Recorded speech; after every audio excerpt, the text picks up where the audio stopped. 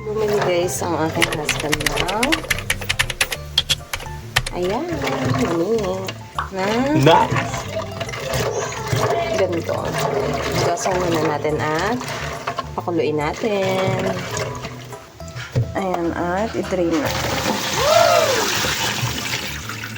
Mga 5 hugas para makinis.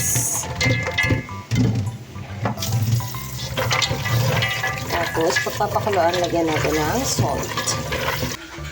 Ayan na siya guys. At lagyan natin ng salt. Ayan. Tapos, pakuluan na natin. Ayan. Nilagyan ko na siya ng salt at naka-on na.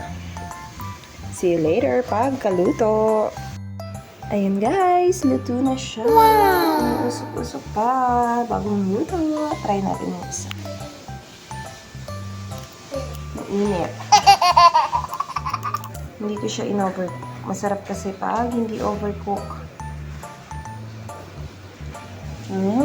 Sarap. Kain po tayo ng mani. Thank you for watching. God bless. Sarap nitong kumain habang nanonood ng K-drama. Bye-bye!